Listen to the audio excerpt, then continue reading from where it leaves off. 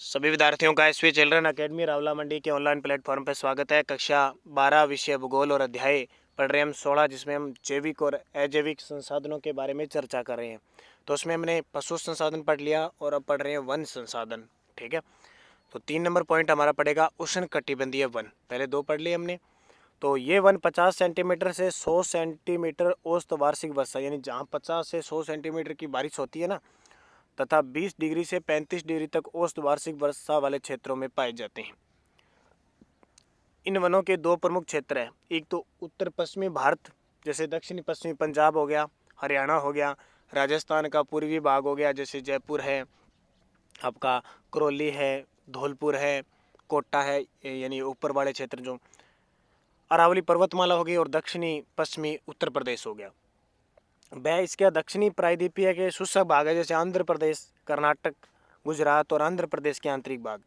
इन वनों में पाए जाने वाले वृक्षों की जड़ें तो होती है लंबी, जड़ें होगी लंबी, पत्तियां मोटी होगी और तना होगा खुरदरा सा।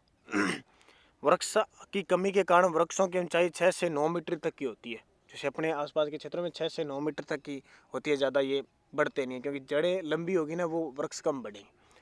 मुख्य वृक्ष जैसे बबूल हो गया, खेजड़ा हो गया, खेजड़ी होती है ना, आम हो गया, जामुन हो गया, नीम हो गया, नीम तो जानते हो सारा, महुआ का पौधा जानते हो, बरगद, आंवला, रिट्ठा और किक्कर आदि। इन वनों का स्थानीय महत्व है। चौथा है मरुस्थलीय वन।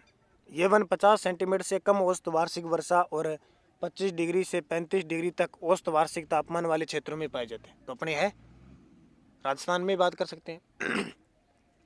इस प्रकार के वन एक तो दक्षिण पश्चिम पंजाब, पश्चिमी राजस्थान, गुजरात और मध्य प्रदेश के कम वर्षा वाले भागों में पाए जाते हैं। इन वनों में वृक्षों की जड़ें लंबी मोटी होती है। इससे शुष्क मौसम में गहराई से पानी प्राप्त कर ये जीवित रहते हैं, क्योंकि वैसे तो ही नहीं। पत्ते छोटे मोटे दोनों प्रकार के हो सकते हैं, कांटेदार होंगे तथा अत्यधिक खुरदरा और कांटेदार होता है। इससे वाष्पोत्सर्जन क्रिया में जल कम उड़ता है इनका।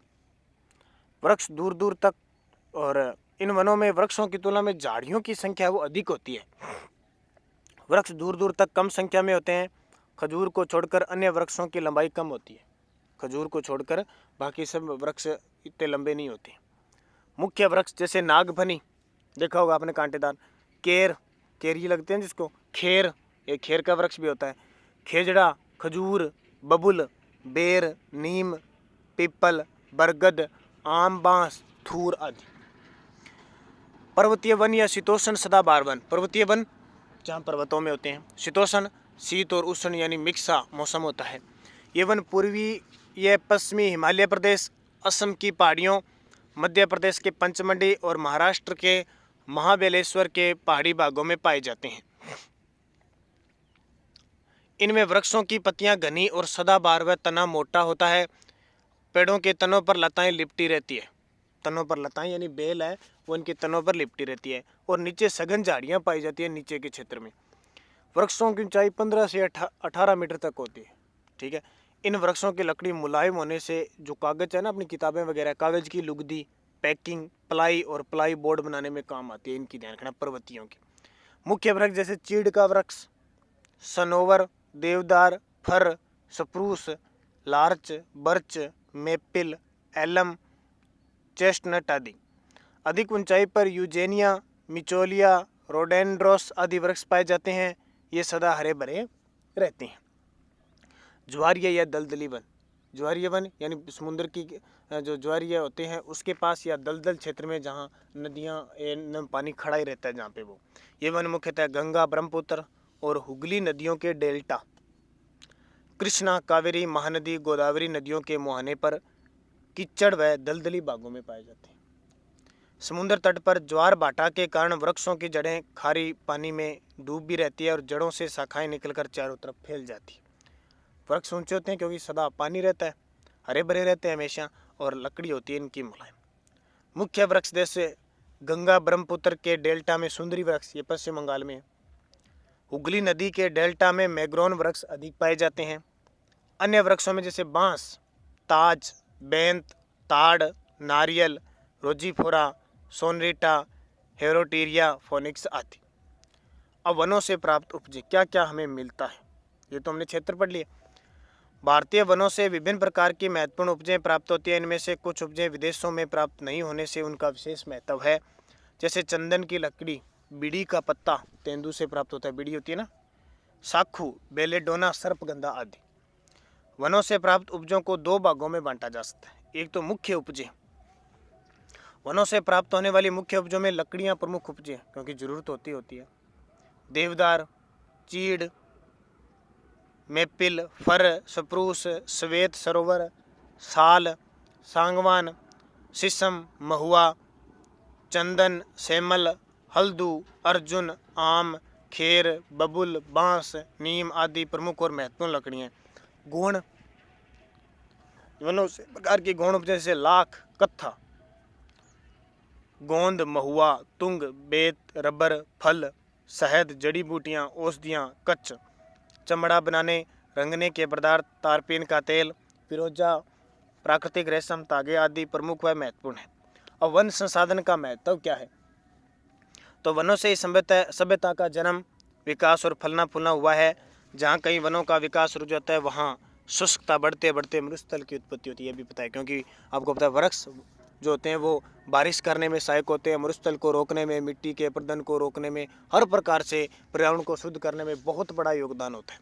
वन संसाधन प्रत्यक्ष रूप से सकल जीव जगत को विभिन्न रूप, प्रकार और व्यवस्था से भोजन, रोजगार व आश्रय प्रदान कर पोषण देते हैं।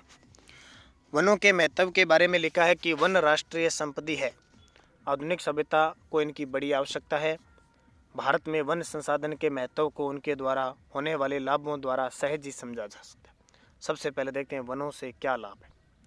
भारत की राष्ट्रीय आय का 2% वन संसाधन से प्राप्त होता है, बहुत बड़ी बात है। भारत में वन संसाधन से लाखों व्यक्तियों को रोजगार प्राप्त होता है। अब देखो, अपने फल फ्रूट खाते हैं, सेब, केला, आम, अमरूद, चीकू, जो भी है वनों से प्राप्त होता है ना। कोई है तो ऐसे तो नहीं स्पेशल अपने खेत में नरमे के लग जाते हैं, ज्वार के लग जाते हैं, स्पेशल वन देख। भारत में वन संसाधन से लाखों व्यक्तियों को रोजगार प्राप्त होता है। लकड़ी, फर्नीचर जितना भी बनता है सब पौधों से, पता है। देश के 2.5 करोड़ आदिवासी वनों में निवास करते हैं। वन उनकी आजीविका के मुख्य संसाधन, जितने भी जनजाति है वो सारी निवास करती है। वनों से इमारती उपयोगी फर्नीचर, कृषि उपकरण जितने भी बनते हैं, रेल के डिब्बे, देखो कितनी रेलें चलती है, कोई अंदाजा है। जहाज, वाहनों, ईंधन आदि के लिए लकड़ी प्राप्त होती है।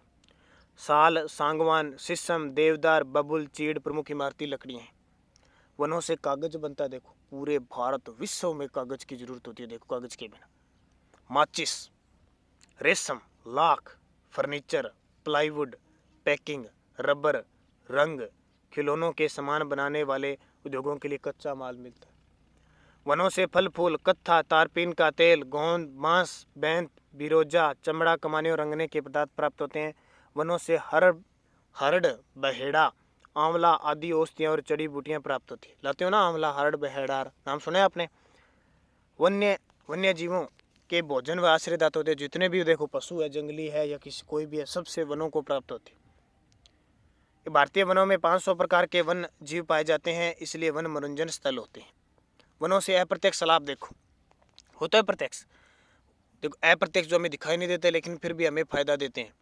वन वाष्पोत्सर्जन क्रिया द्वारा वायु को आर्द्र बनाकर वर्षा करने में सहायक होते हैं। ठीक है। वन जलवायु को सम बनाते और अधिक वर्षा में सहायक होते हैं।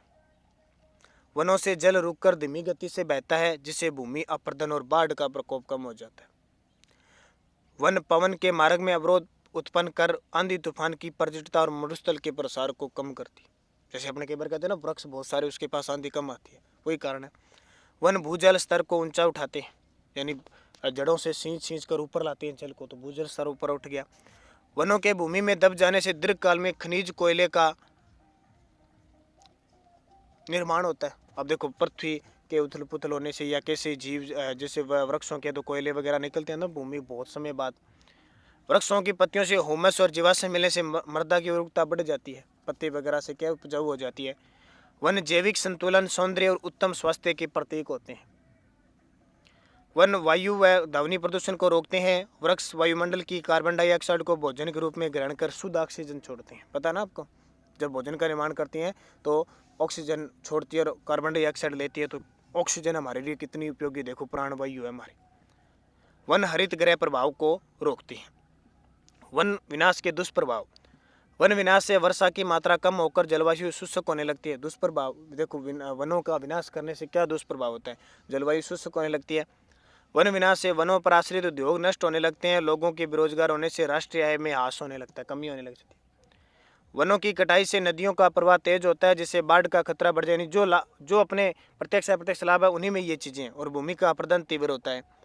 वन विनाश से भूमिगत देखो लाभ और ये एक ही चीज़ है, जल स्तर कम होता है और चारों की कमी होने लगती है, चारा की, हरा चारा।